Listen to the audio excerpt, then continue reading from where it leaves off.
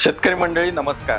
कांदा व लसूण पिकासंबंधातील काही महत्त्वाच्या घडामोडी, बातम्या तसेच शेतीविषयक माहिती घेऊन येणाऱ्या आपल्या लाडक्या कांदा व लसूण समाचारच्या या 24व्या अंकामध्ये मी डॉक्टर राजीव काळे, वरिष्ठ शास्त्रज्ञ कृषी विस्तार, कांदा व लसूण संशोधन संचालनालयाच्या वतीने आपणा सर्वांचं स्वागत करतो.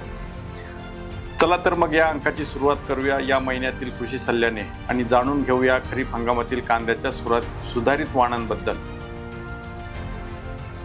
कांदा व लसूण संशोधन संचालनालयाने खरीप हंगामासाठी कांद्याच्या 4 लाल रंगाच्या आणि 3 पांढऱ्या रंगाच्या अशा एकूण 7 सुधारित जाती विकसित केलेल्या आहेत. यामध्ये भीमाराज ही जात खरीप हंगामासाठी अत्यंत उपयुक्त आहे. तिचा रंग गडद लाल, मध्यभागी एकच केंद्र असतो आणि उत्पादन क्षमता जास्त असते.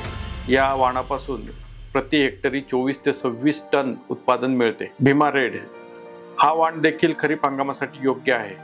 खरीप हंगामात याची प्रति हेक्टरी 26 ते 28 टन इतकी उच्च उत्पादन क्षमता आहे. या वाणाचे लाल रंगाचे आकर्षक कंद बाजारात ग्राहकांना लगेच आकर्षित करतात. भीमा डार्क रेड ही जात केवळ खरीप हंगामासाठीच उपयुक्त आहे. तिचा रंग गडद लाल असून तिची मान मध्यम असते.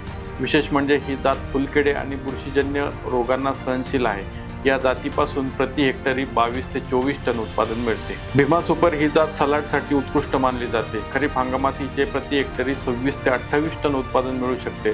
या जातीमध्ये एक केंद्र असलेले कंद मोठ्या प्रमाणात तयार होतात. यानंतर पांढऱ्या कांद्याच्या ज्या जाती आहेत त्यामध्ये भीमा श्वेता पांढऱ्या रंगाच्या कांद्यामध्ये ही सर्वात लोकप्रिय जातीपैकी एक आहे. खरीप हंगामात हिची उत्पादकता प्रति हेक्टरी 18 ते 20 टन इतकी आहे. या जातीची मान पातळ असते व दिसण्यास ती आकर्षक असते. पांढऱ्या कांद्याच्या जातीमध्ये भीमा श्वेता पांढऱ्या रंगाच्या कांद्यामध्ये ही सर्वात लोकप्रिय जात आहे. खरीप हंगामात प्रति हेक्टरी 18 ते 20 टन उत्पादन देणारी ही जात आहे. या जातीचे कंद चपटे व गोलाकार असतात आणि प्रक्रिया उद्योगासाठी ही जात अतिशय उपयुक्त आहे.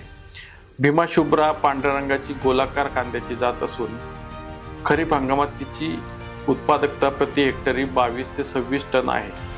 या जातीची मान पातळ असते व दिसण्यास ती आकर्षक असते. त्यानंतर भीमा सफेद ही जात प्रामुख्याने खरीप हंगामासाठी उपयुक्त आहे. प्रक्रिया उद्योगासाठीही ही जात विशेष मानली जाते. या जातीपासून प्रति हेक्टरी 18 ते 20 टन उत्पादन मिळते. शेतकरी बांधवांना प्रक्रिया उद्योगातून थेट आर्थिक लाभ मिळवून देण्याच्या दृष्टीने ही जात महत्त्वाची आहे. तर शेतकरी मित्रांनो, तुम्ही खरीप हंगामासाठी या कांद्याच्या 7 उत्तम जातींची माहिती जाणून घेतली आहे. या जाती तुमच्या क्षेत्रानुसार व गरजेनुसार त्यांची योग्य निवड करून भरघोस कांद्याचे उत्पादन घेण्यासाठी तुम्ही याचा वापर करू शकता. मित्रांनो, चांगल्या उत्पादनासाठी हवामानानुसार योग्य वाणाची निवड करणे हे अत्यंत आवश्यक आहे आणि या जातीचे बियाणे तुम्ही कांदा व लसूण संशोधन संचालनालय संस्थेकडून प्राप्त करू शकता. शेतकरी मित्रांनो, आजच्या विस्तृत चर्चेमध्ये आपण जाणून घेऊयात खरीप हंगामातील रोपवाटिका व्यवस्थापनाबद्दल.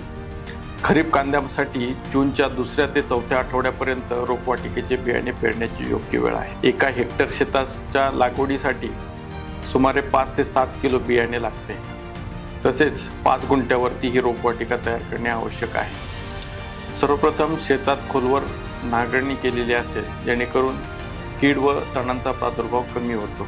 जमीन भुसभुशीत असेपर्यंत त्याची मशागत करावी. नर्सरीसाठी वाफे तयार करण्यापूर्वी मागील पिकाचे उरलेले अवशेष, तण किंवा दगड काढून टाकावे. रोपवाटिकेसाठी शेवटच्या नांगरणीच्या वेळी 500 किलो चांगले कुजलेले शेणखत, 2 किलो नत्र, 1 किलो स्फुरद आणि 1 किलो पालाश हे प्रति 500 वर्गमीटर या जागेमध्ये खत आणि पेरणीनंतर 20 दिवसांनी 1 किलो नत्र टाकण्याची शिफारस केली आहे. रोपवाटिकेसाठी 10 ते 15 सेंटीमीटर उंच, 1.2 मीटर रुंद आणि सोयीनुसार लांबीचे गादी वाफे तयार करणे आवश्यक आहे. पेरणीपूर्वी थायरम 2 ते 3 ग्रॅम प्रति किलो किंवा कार्बनडेझिम 2 ते 3 ग्रॅम प्रति किलो या बुरशीनाशकांची बियाण्यांवरती प्रक्रिया करणे आवश्यक आहे.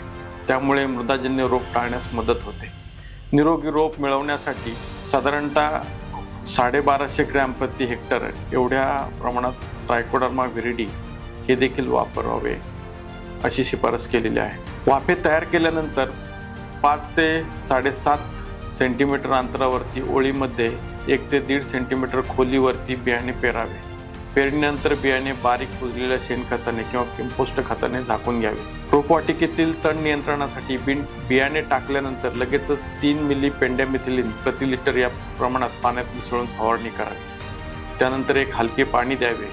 जमिनीत पाणी धरून ठेवण्याच्या क्षमतेनुसार तसेच पावसाच्या अंदाजानुसार वाफ्यांमध्ये पुरेसा ओलावा राहील अशा पद्धतीने सिंचनाचे नियोजन करावे. बियाणे पेरल्यापासून 20 दिवसांनी हातांनी खुरपणी करावी.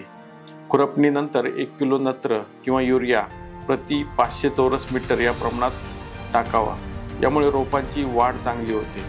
मृदाजन्य रोगांपासून नियंत्रण मिळवण्यासाठी मेटॅलॅक्झिल आणि मँकोझेब या बुरशीनाशकाचे 2 ग्रॅम प्रति लिटर या प्रमाणात पाण्यात मिसळून त्याची आळवणी करावी. जर पानांवर काळा किंवा तपकिरी करपा दिसून आल्यास प्रोपिकोनेझॉल किंवा हेक्झॅकोनाझॉल किंवा ट्रायसायक्लोझॉल यापैकी कोणत्याही एका बुरशीनाशकाची 1 मिली प्रति लिटर प्रमाणात पाण्यात मिसळून पानांवर फवारणी करावी. फुलकिडांचा प्रादुर्भाव जास्त प्रमाणात आढळल्यास पिप्रोनिल 1 मिली प्रति लिटर किंवा कार्बोसल्फान 2 मिली प्रति लिटर या प्रमाणात पाण्यात मिसळून पानांवर त्याची फवारणी करावी. यामुळे थ्रिप्स किडीचा प्रादुर्भाव कमी होतो. मित्रांनो, चला आता जाणून घेऊया संस्थेच्या काही महत्त्वाच्या बातम्या. कांदा व लसूण संशोधन संचालनालयात जागतिक बौद्धिक संपदा दिनानिमित्त एक ऑनलाईन व्याख्यानाचे आयोजन करण्यात आले. या विशेष व्याख्यानासाठी GMGC पुणे येथील संस्थापक आणि अध्यक्ष प्रोफेसर गणेश हिंगमिरे हे प्रमुख वक्ते म्हणून उपस्थित होते. या कार्यक्रमात शास्त्रज्ञ, संशोधक आणि विद्यार्थ्यांनी मोठ्या संख्येने भाग घेतला. त्यांनी बौद्धिक संपदा हक्कांचे महत्त्व समजून घेतले आणि नाविन्यपूर्ण संशोधनासाठी नवी प्रेरणा प्राप्त केली. बौद्धिक संपदा, शेतकरी ते विज्ञान आणि नाविन्याची खरी ओळख या संदेशावरती यावेळी भर देण्यात आला. कांदा आणि लसूण पिकावरील अखिल भारतीय नेटवर्क संशोधन प्रकल्पाची 16वी वार्षिक कार्यशाळा ICR विकास अल्मोडा येथे नुकतीच पार पडली. या महत्त्वाच्या कार्यशाळेत आपल्या संस्थेच्या शास्त्रज्ञांनी सक्रिय सहभाग घेतला. या कार्यशाळेत आतापर्यंतच्या झालेल्या संशोधनाच्या प्रगतीचा सखोल आढावा घेण्यात आला. तसेच भविष्यातील संशोधन आणि विकासासाठीच्या कार्ययोजनांवरती सविस्तर चर्चा होऊन पुढील दिशा ठरवण्यात आली. संस्थेचे संचालक डॉक्टर विजय महाजन यांनी 18 मे 2025 रोजी नागपूर येथे माननीय कृषी मंत्र्यांसोबत झालेल्या बैठकीत भाग घेतला. या बैठकीत कांदा व लसूण संशोधनाशी संबंधित महत्त्वाच्या विषयांवरती विचारमंथन करण्यात आले. संस्थेने भीमाशक्ती या कांद्याच्या वाणाचा व्यापारणी करण्यासाठी मध्य प्रदेशातील खरगोन येथील निमाड स्प्राउट उत्पादक कंपनीसोबत परवाना करार केला. हा करार शेतकरी आणि उद्योगासाठी फायदेशीर ठरेल. 22 मे 2025 रोजी ICR DOJRच्या ॲग्रीबिझनेस इन्क्युबेशन सेंटरमध्ये इन्क्युबेटिव्हसाठी सहविपणन संधींवरती एक बैठक आयोजित करण्यात आली. या बैठकीत राजगुरुनगर येथील FPOच्या नवीन आउटलेटद्वारे महिला बचत गटांनी विकसित केलेल्या पोषण उत्पादनांच्या प्रचारावरती चर्चा झाली. डॉक्टर राजीव काळे यांनी सामूहिक विपणन धोरणांचे महत्त्व अधोरेखित केले आणि स्टार्टअपसाठी व्यावसायिक संधींची माहिती दिली. मित्रांनो, आता वेळ झालेली आहे आपल्या प्रश्न आणि उत्तराची. महाराष्ट्रातील कराड तालुक्यातील शेतकरी श्री राहुल भीमराव शिंदे यांनी व्हॉट्सअपवर विचारले आहे की सफेद कांद्याचे उत्पादन घेतल्यानंतर तो कुठे विकावा आणि त्याचा सर्वाधिक उपयोग कशासाठी होतो. मित्रांनो, सफेद कांद्याचा वापर प्रामुख्याने प्रक्रिया उद्योगात मोठ्या प्रमाणात होतो. विशेषतः कांदा पावडर, कांदा फ्लेक्स किंवा निर्जलीकृत कांदा बनवण्यासाठी याचा उपयोग होतो. याशिवाय हॉटेल उद्योग, मसाला उद्योग यासारख्या उद्योग समूहांमध्ये आणि निर्यातीसाठी देखील सफेद कांद्याला मोठी मागणी आहे. यासाठी तुम्ही विक्रीसाठी कांदा प्रक्रिया युनिटशी संपर्क साधू शकता. काही महाराष्ट्रातील भागांमध्ये जसे विदर्भ असेल, मराठवाडा असेल किंवा कोकण असेल त्या भागांमध्ये हा कांदा खाल्ला जातो. त्या ठिकाणी याचं मार्केट उपलब्ध होऊ शकतं. गुजरातमध्ये मोठ्या प्रमाणात, भावनगर जिल्ह्यामध्ये हे निर्जलीकरण उद्योग मोठ्या प्रमाणात आहेत. त्या ठिकाणी सुद्धा सफेद कांद्याची नियमित खरेदी करतात.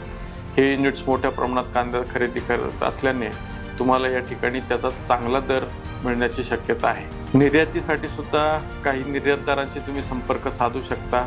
सफेद कांद्याला सुद्धा काही आखाती देशांमध्ये किंवा युरोपात सुद्धा काही प्रमाणात त्याची मागणी आहे.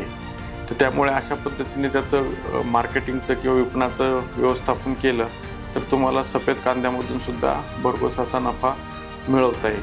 तर शेतकरी बंधूंनो, कांदा व लसूण पिकाशी निगडीत समस्या सोडवण्यासाठी आपण संस्थेशी व्हॉट्सअप किंवा फोनवरही संपर्क साधू शकता.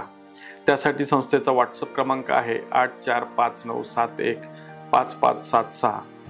संस्थेच्या YouTube चॅनलला सबस्क्राईब करायला विसरू नका. या अंकामध्ये येथेच थांबूया.